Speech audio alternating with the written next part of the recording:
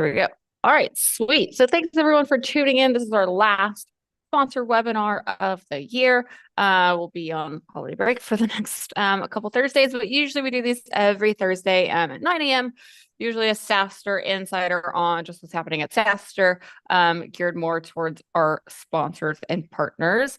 And yeah, today we thought we would share a little bit of a recap on the 2023 events. So yeah, without further ado, we'll go ahead and walk you guys through it. Cool. Yeah. So SaaStr wrapped in 2023. Yeah, we do kind of one of these every year at the end of the year, just to kind of share some of the stats, if it's helpful. And then we did a full-on 2024 preview last week. And we can touch on that a little bit today as well, here at the end in case you missed it. But yeah, so without further ado, our 2023 SaaStr events. So SaaStr this year did actually 3 global major events. It was our first year doing 3 rather than 2. So we did our inaugural APAC event this year back in February. We did Europa in London, which was the first London Europa, but the 4th Europa overall. And then SaaStr Annual, which if you don't know is our flagship event, was back in the Bay Area. Waylon, it was your first time. What'd you think about Annual this year? I thought it was amazing. Like I've been following SaaStr since 2015 and never actually got to make it to event. But yeah, I was blown away. The energy, the vibe, like more of a festival feel, almost like a celebration of SaaS versus kind of a stuffy conference. So yeah, super fun, great time. Yeah. Yeah, good insights from a newbie, if you will. And yeah, so yeah, our APAC event was a first time one. I know some folks have been asking if we're doing this back in Feb for 2024, which at the moment we are not. So we'll go over our 2024 schedule of events, but we'll probably take a little bit of a year pause there on APAC, so we can concentrate more on Europa and Annual. And yeah, Europa next year will be back in London. Annual is back in the Bay Area, maybe a slightly better week than right after Labor Day. But yeah, these events will be back in 2024. So just a little bit of a recap, between the 3 events that we hosted this year. In person specifically, I think what this doesn't cover, and what we're kind of publishing now on SaaStr.com is all the really great, fantastic things we've been doing on SaaStr.com with the community. I talk a little bit about Workshop Wednesday here next. But yeah, there's a lot more there. And so, I'd be remiss not to mention some of our media, which is the best way to really get in touch with that broader global SaaStr community.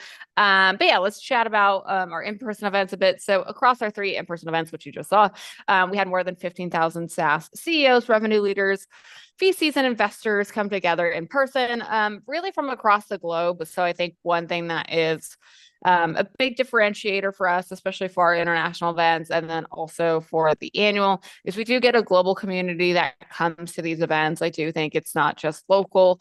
I actually think sometimes the local audience is not the top delegation of folks who come to these shows. Like the year we did, I guess it was last year. Last year when we did Europa in Barcelona, actually the UK was the top country, which is why we moved to London the next year. But it doesn't always, it doesn't always mean there's a direct correlation or that the US is necessarily the top country for the annual. It sometimes is, it sometimes isn't. So there is a large international market. And then, yeah, it's not. And then within, the US, it's not always just Bay Area. So yeah, people do travel in for SaaStr. It's kind of crazy to see each year, kind of like the long plane flights people get on to come to these events. So major kudos to those folks. If you flew out to a SaaStr event this year, I know from flying to Singapore, I had maybe the reverse experience. So yeah, it was lengthy. I was like, this is a flight. So yeah, it is work to get to our events sometimes when you are international. We have such a big international community. So definitely appreciate you guys jumping on planes to come to these events, and also anyone who was a sponsor this year. Obviously, that's a big investment too, right? Because you're investing in multiple people hopping on planes from around the world to be part of the sponsorship team. So yeah, it was a really great year for our events. We're going to keep chugging and steaming ahead for next year. And then, yeah, one thing I just wanted to call out, because I do think there is a bit of sponsor overlap here. It was our first full year of Workshop Wednesdays. So we started these in at the end of Q4 2022, so 23 was our first year of like full on live workshop Wednesdays every Wednesday. I think we only missed one or two, maybe. I don't know. I was like, we're even doing one next week. So I actually don't know if we've missed any. I think we did do 52 weeks of workshop Wednesday. And yeah, these are really great. If you haven't been to them yet, we just did one yesterday. You can watch the replay on our YouTube.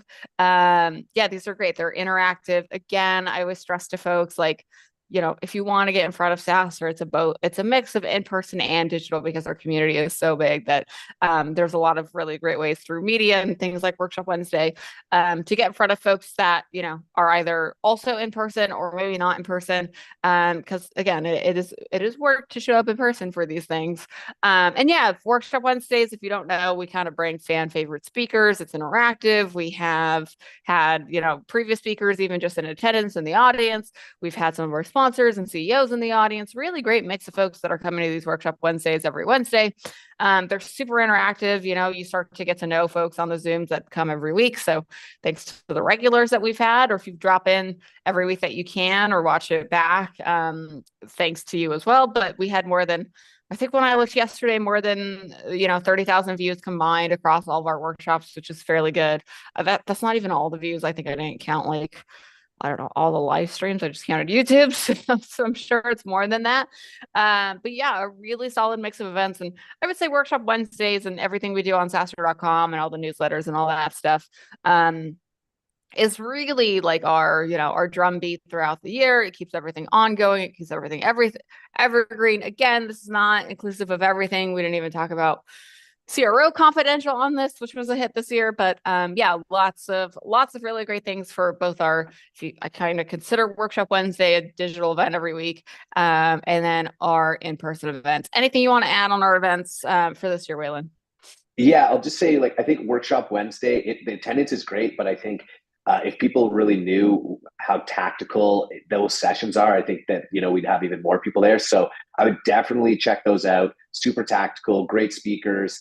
And like Amelia said, there's that interaction. You get to ask questions. I talk to people all the time who ask me, like, how can I actually get more involved in the SaaStr community? I think Workshop Wednesday would be my number one recommendation, because you can build relationships with the people that you see there every week. You're going to meet other founders, other executives, asking questions that are relevant to you. Those are great people to connect with. So great way to interact with the SaaStr community.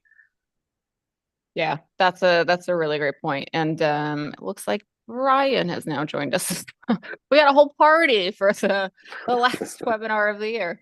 Brian, I know you've been to a number of SaaStr in-person events throughout the year, but you also, fun fact, do I would say, do you call yourself an influencer? I don't know. Yeah, I was like, you've done other events though that are not, just SaaStr. I know, Waylon, you've also been to a ton of events that are not just SaaStr. So give us your perspective maybe on how they're different or shall we say better?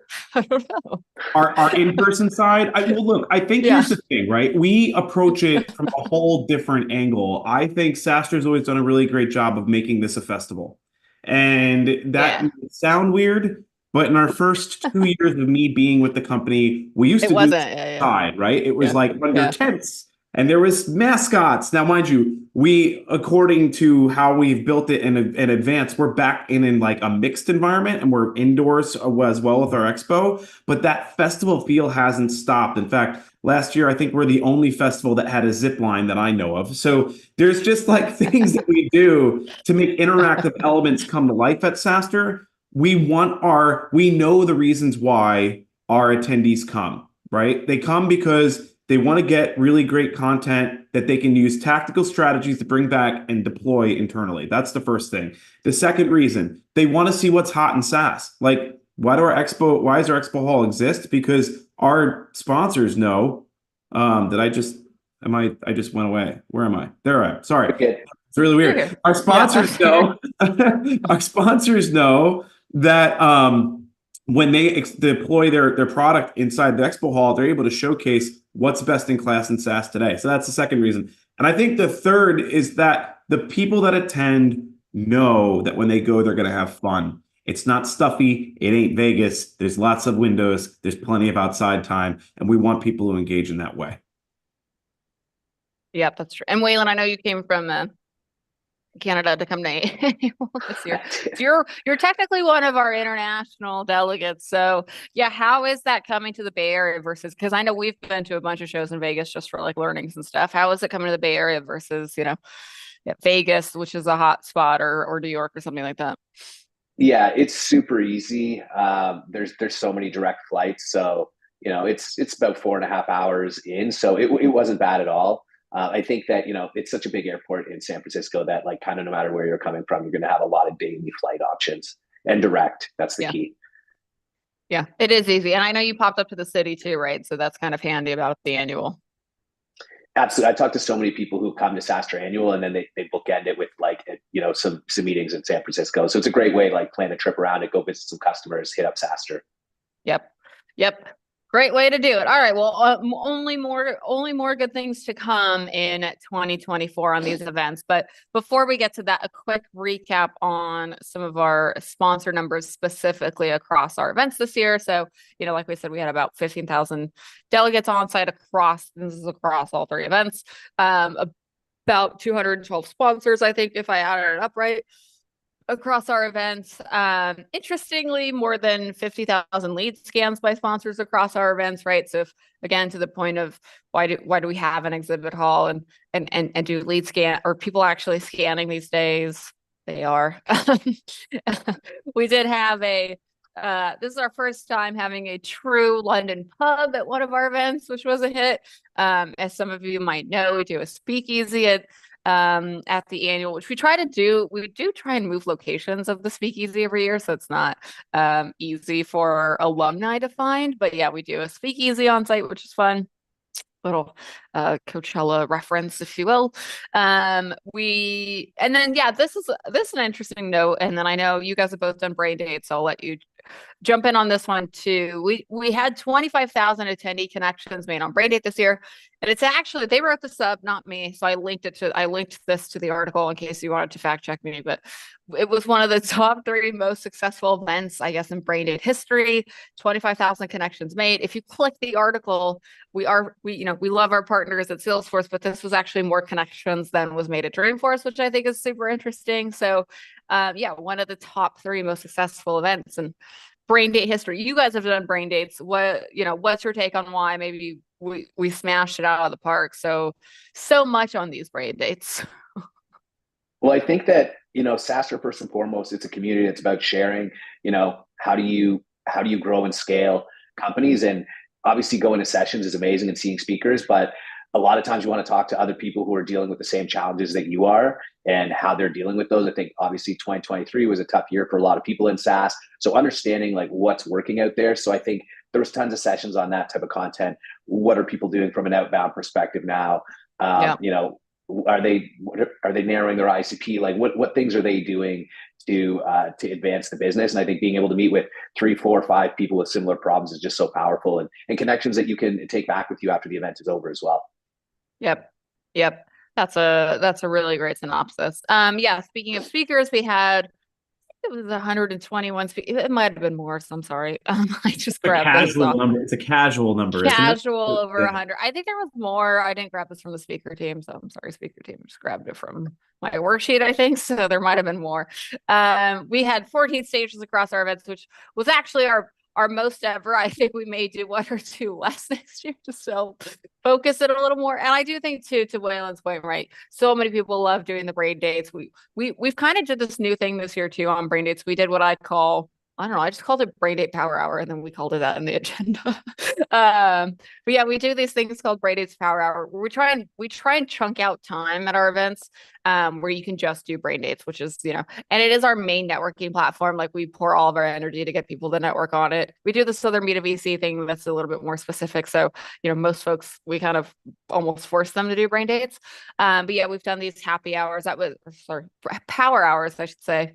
That was new this year. I do think that helped with making connections. And I know a lot of attendees were grateful to have it. And I think they want a few more power hours going forward, just because it's, you know, it's hard when you're on site, you get caught up in the wave of like, oh, I want to go see this really great speaker, or I want to go chat people in the booth, but you still got to make time for networking. So it's nice that we do this so that you have some downtime, if you will, during the event to actually just focus on either walking the show floor, doing brain dates. It's kind of what it's for.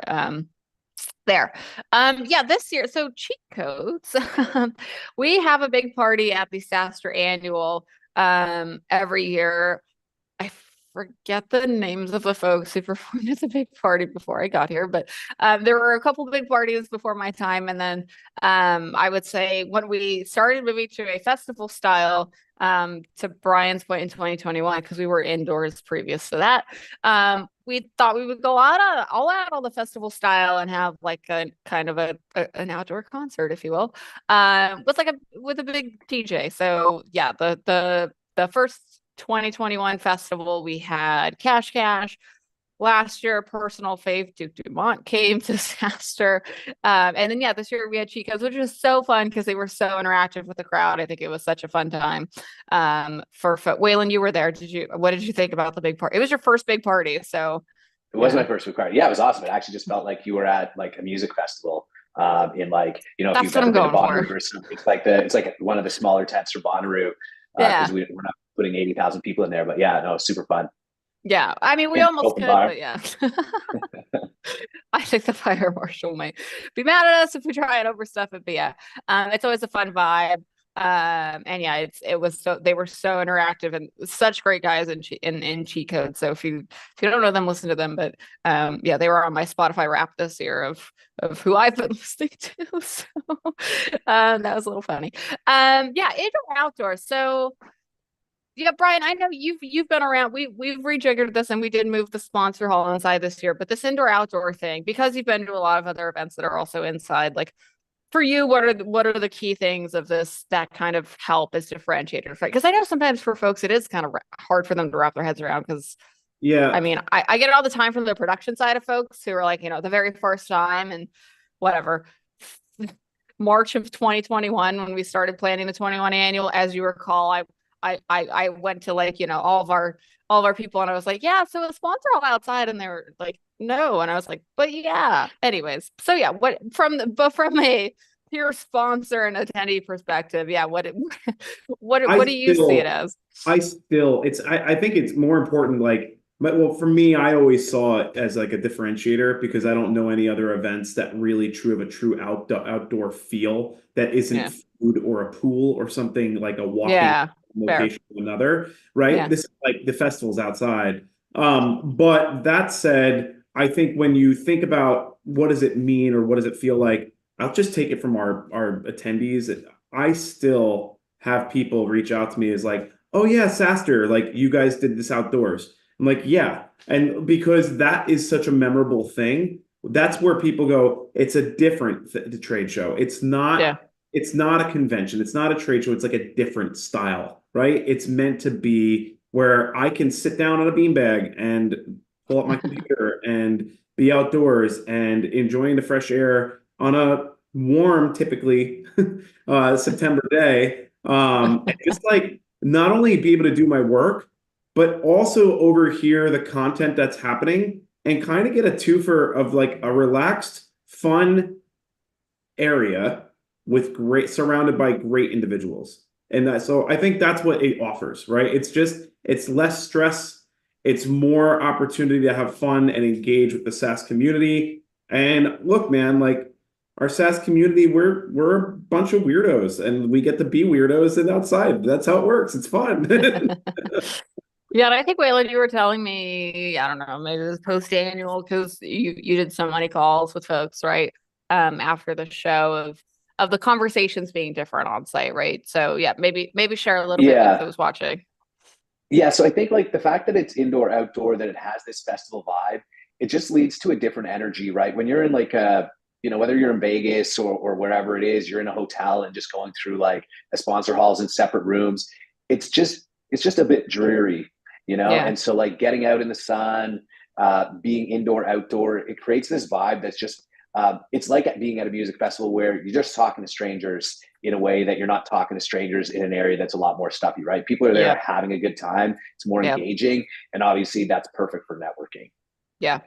Yeah, I do find that even myself, right? Like when people don't. I mean, I love we did move to double-sided badges this year, which was actually a smart move because I always hate being at these shows and it flips around and then you have no idea who you're talking to. But I think sometimes even if folks are not cognizant of the fact that I work at SaaStr, even when I just walk around, ride the golf carts, whatever, and folks are like just chatting it up with me. They're like, "Oh, you work at SaaStr." I'm like I just always have good conversations, like even myself. So it's so like there's never a dull moment, right? You're never gonna go, I don't know, whatever it is you're doing, like even just grabbing lunch from the food trucks or, sitting in the co-working space or walking around the show floor. Like I was constantly just chatting it up with just random people I didn't know previously, but every conversation was great. And then one thing I didn't put on here as a bullet point, which I should have, because I said I was going to say it every week until September of 2024, was that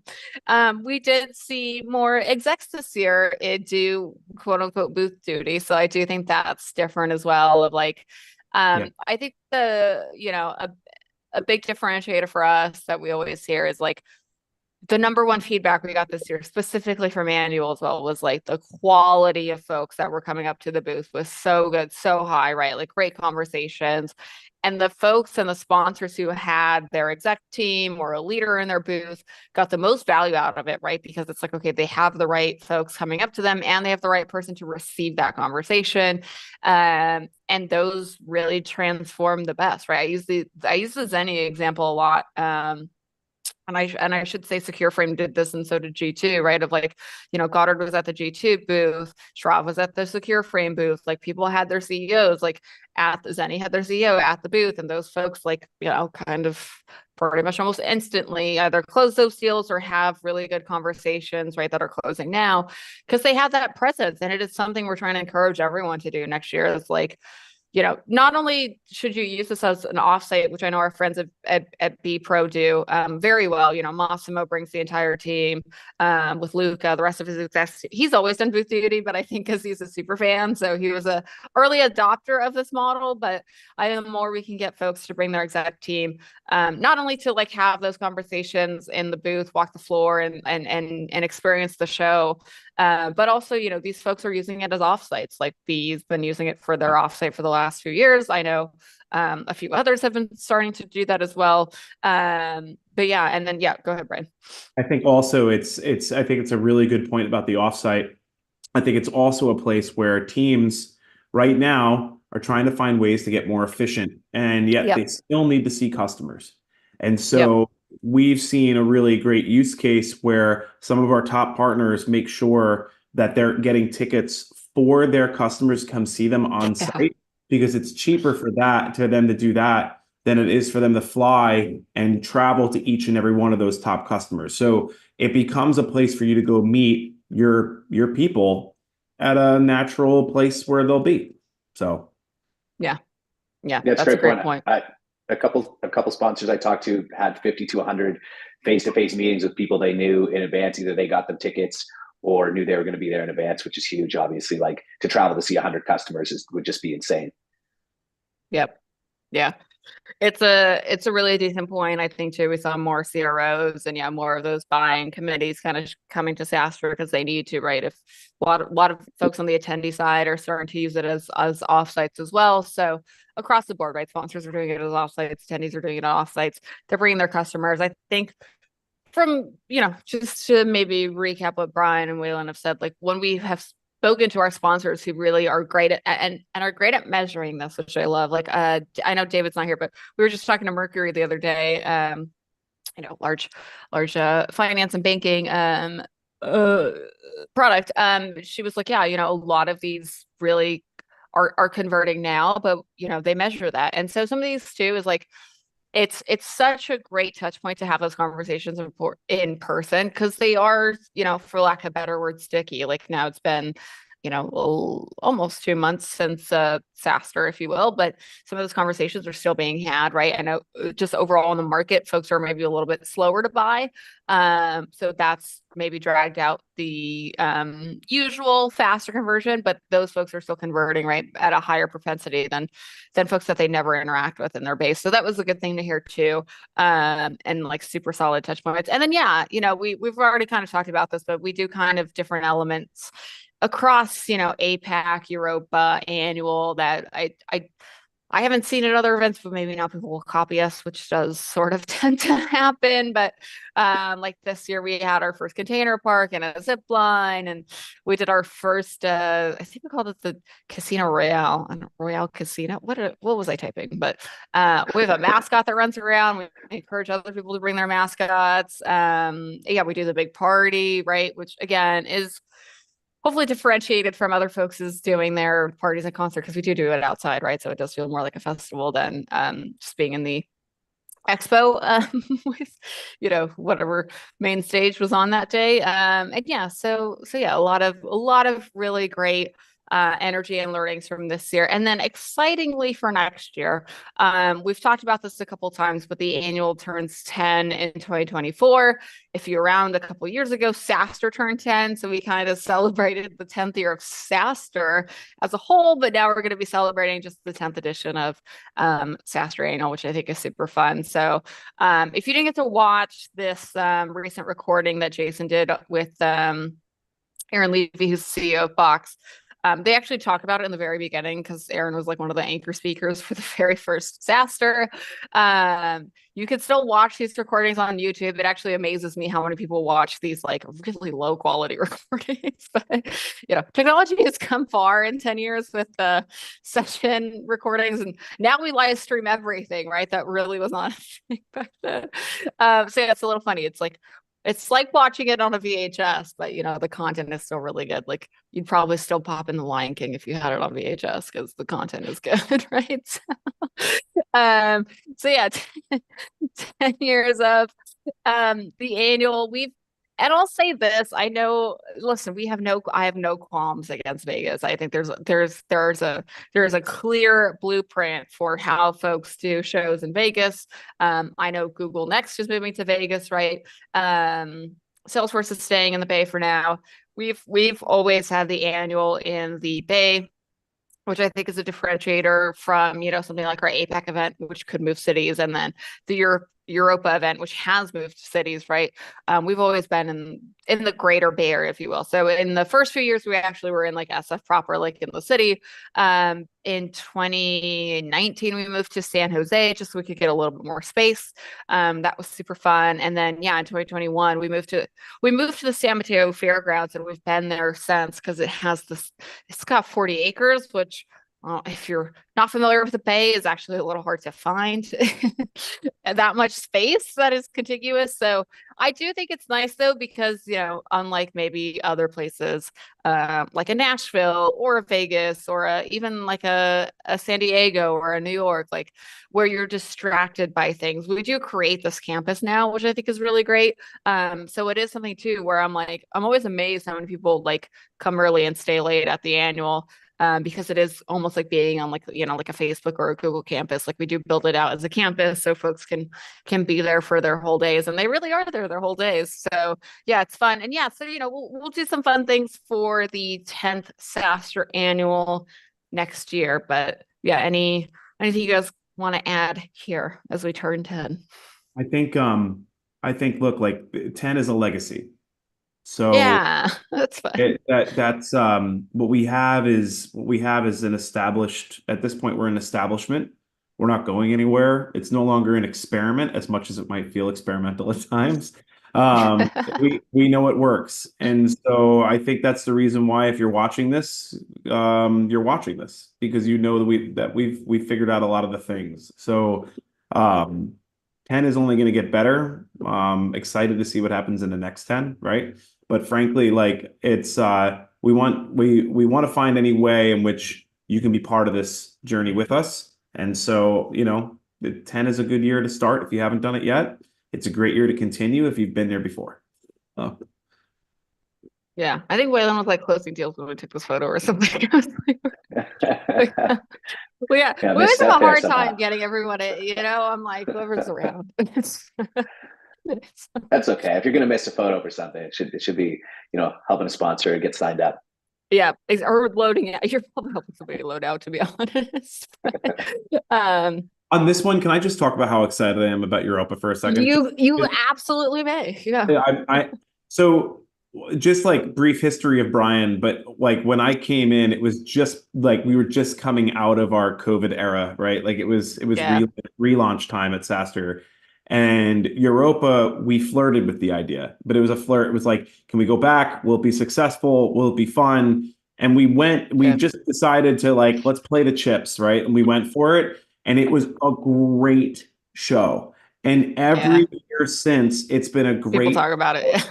and this year, what I'm really excited about is that the on-site attendance will match my first year at annuals on-site attendance. Oh, that's So fun. it's kind of like an eclipse. So this is Yeah. like going to be a true great year at London. We'll have over 4,000 people on site. It's going to be a awesome show. And I'll add one other thing about Europa that's just so different than our US side is that I've never met, and if you're European and watching this, I mean this in the most loving way possible. I've never met a European that goes to a show that isn't laser focused on why they're there, right? Yeah. They don't waste time in Europe, right? Like time's precious. It's a commodity. When you're not working, you actually have You're not family. working. Yeah. And that's what Europe is about. Americans, we only know how to work. It's what we do.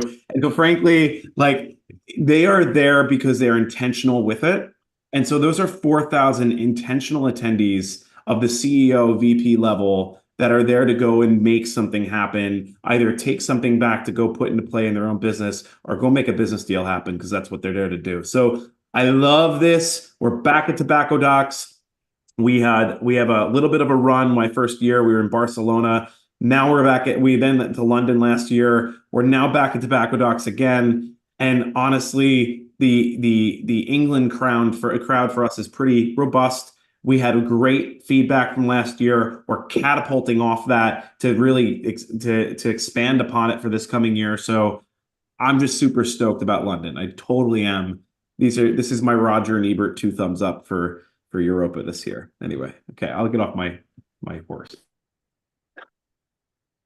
No, I think you expressed it right on the nose. So yeah, Europa turns 5 this year, so it's fun that we kind of have these milestones for each of these events.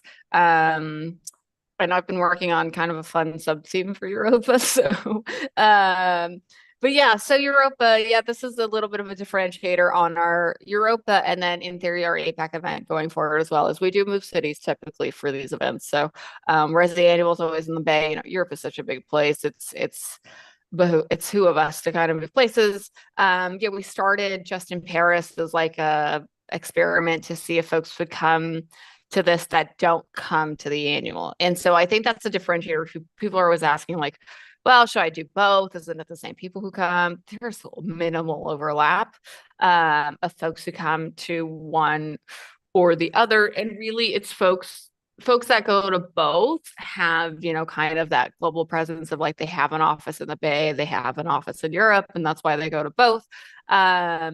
It is a lot of, again, high level executives, so that's why they're able to go to both. But for the most part, it's 85% differentiated. So you do get different people at our European events in Europa that are, there specifically. And I would say a big differentiator we kind of started Europa on, and we're very cognizant of it, in like every speaker meeting about Europa.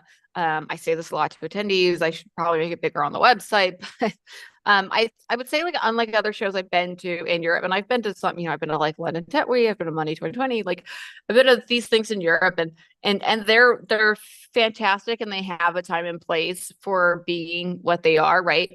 but a lot of it is how to go global, how to expand. We actually say we want none of that content. Like if you want some of that content, we do have a little bit of it on like SaaStr.com, or like we did like a workshop Wednesday on it, I think this year, but it's something we actually stay away from at Europa because we have such a big global audience that comes to this. So like, again, the delegates have been, sometimes the host city is the top. So, but I would say overall, like, the UK it's always in the top 3, but the US has always been in the top 3 as well. So it is, and Canada too. So it's like, folks are going from here to there. So it doesn't mean it's only Europeans, or it is, all of our events are true global meetups. And I do like Europa because, to Brian's point, right, it's still at a scale where you can have a lot of really good, granted it's 2 days, right? So annual is a bit more people, but you do have an extra day to try and maximize as many meetings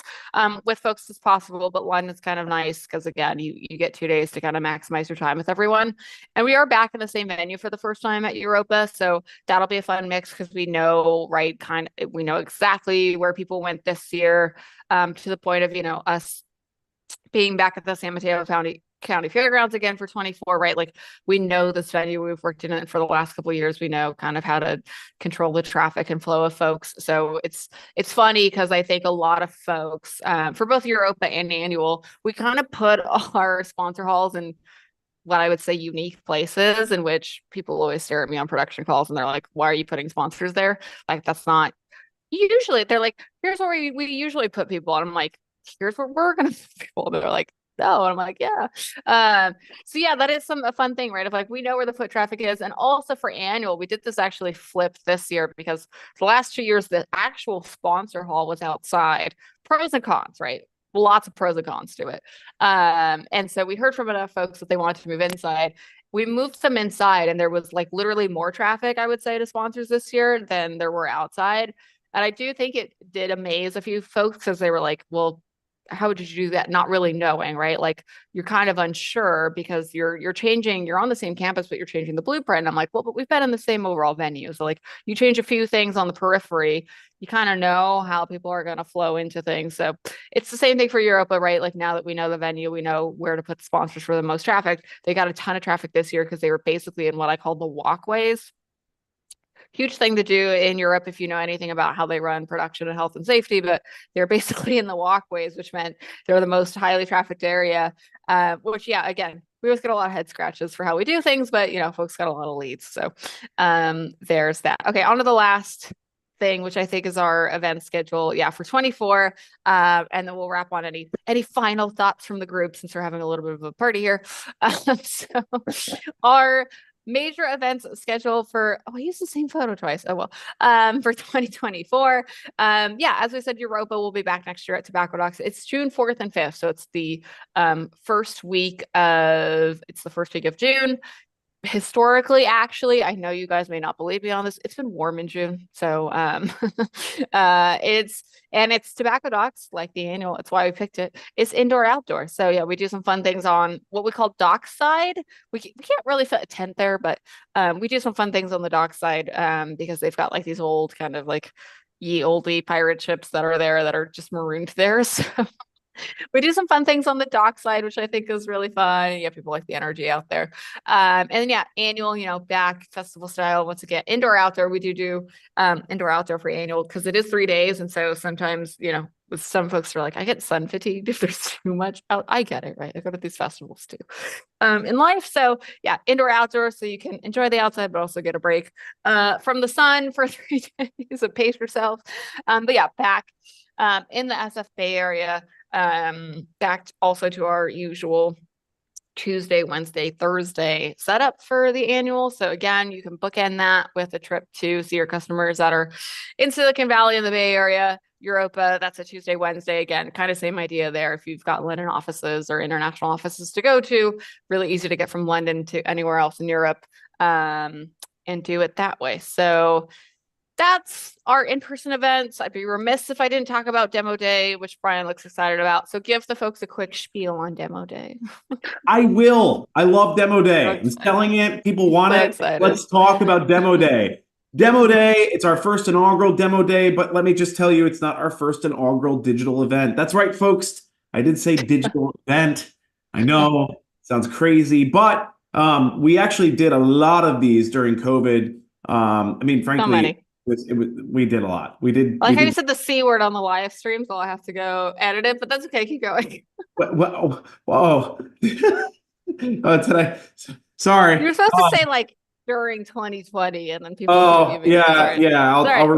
remove it. Sorry. But that said, right? Like we did a ton, but now like we're getting back to it because we have, by popular demand, an opt-in audience of nearly 25,000 digital subscribers to the SaaStr universe that like our SaaStr stuff. And listen, Yep.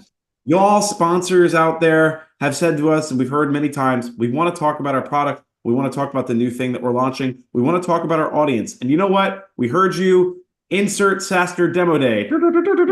What we're doing, it's a $25,000 sponsorship for 15 minutes of content driven by an executive of your choice. It's the idea of a founder selling to founders. We want to make it so that you have the ability to come in and talk about yourself for a little while. It's fun. Sometimes I talk about myself, usually at a family holiday, and then I get thrown out. But the thing, that said, this is a really fun thing that we're finding a lot of buzz and excitement from the audience. So we want you to be part of it. It's January 30th, as of now. Yeah, we may move it just because folks are like, I need some time to do my content. But yeah, we may move it out just to be nice. Right. But that said, it will be Q1, bar none, right? Like it's not like we're going to punt it out to the later in the year. Yeah, it'll be Q1. It's going to be January. Right now, it's January 30th. But that said, we are super stoked for this. We're expecting that you'll generate somewhere in the neighborhood, somewhere around probably 100 to 300 leads that you'll take from this, that you can go in action and take to market tomorrow. And listen, it's a way to kick off the year, right? We just talked about things that are happening in June. We talked about things that are happening in September. And you need to do those things because if you wait, it gets more expensive and you do budgets now, and we get that. But let's just call it what it is. A September event is a deal for 2025. And friends, it's 2024. So let's kick it off the right way. Demo day, sign up, 25 grand is a sponsorship level. You come in and we have what, 2 weeks left here, 2 weeks left here. I'm taking your signups now. And if you decide to say, hey, Brian, I'm really interested in annular Europa at a super gold level or better, well, maybe I can do something for Demo Day. Anyway, come on, let's go. I'm pumped. Brian's literally not taking a break so that he can sell Demo Day. That's like how excited he is. I told a customer earlier today, I'm like, I'll jump on a phone with you Christmas Eve. Let's go. What do you need? Like, I'm here. So you just asked me today for a meeting on Christmas, and I was like, even I need a day. Maybe the day after. Yeah, I mean, I might not take the day after, but if I do, I have to do it from a closet because I'll get yelled at again. So yeah. Anyway, I have to be Santa. So I'm pumped. You have to be Santa? I didn't know this. Okay. Yeah, I have to be. Yeah, ho ho ho. So. All right. I mean, he's real, but I have to also be him anyway. Yeah. Yeah, you should be Mr. Demo Day. All right. Any final thoughts here as we wrap on the last sponsor webinar for the year, but many more to come next year? My last and final thought is that I'm really sad that I didn't have a Christmas hexy background for this call, but that's okay. We'll do that for next week. Oh, shoot. Yeah, you're right. I have one actually. So, yeah, next time. For me, I would just say you should be pumped. Yeah. I'm really excited about Europa because I haven't been, and I've just heard so many great things, both from attendees I've met, sponsors I've talked to. Obviously, Brian is incredibly excited about it. I think that came through. But also Demo Day, because it's the one thing where, SaaStr is so valuable because it's about thought leadership. The one thing, sponsors are always missing is a little bit of, I just really would love to show my product. And now it's the time to do it and get leads in January. I've been a sales leader most of the last 6 years. Things can start off a bit light in the new year. Great to come in with 100 to 300 fresh leads. Just a great way to get a kickstart on the year. All right, friends. And with that, that is a wrap on 2023 events and sponsorships, SaaStr. We are still doing Workshop Wednesday on Wednesday, though. So we've got one more last digital event workshop before the year is officially over. So if you're bored on Wednesday, come meet us there. We'll be on workshop Wednesdays, but until then, yeah, email us if you want to reach us. So Waylon, how can folks reach you? And then Brian, how can folks reach you? You can reach me on LinkedIn, Waylon McGill, or waylon@SaaStrinc.com. The how to reach me is carefully. Please proceed carefully. The where to reach me is LinkedIn, or you can get me at brian@SaaStrCo.com. And yes, I bring this energy to my sales calls. I'm just saying, if you want that. He really does. So if you follow him on LinkedIn, just beware. So, all right. All right, everyone. Thanks for, if you are part of the community this year, thanks for being a part of it. If you came to an in-person event, thanks for playing and doing so. Or if you sponsored, mega thanks to you. And we will see you guys. And then we'll see you for Workshop Wednesday. And then we'll see you in the new year. So see you later. Bye, everyone. Happy holidays, everyone. Bye.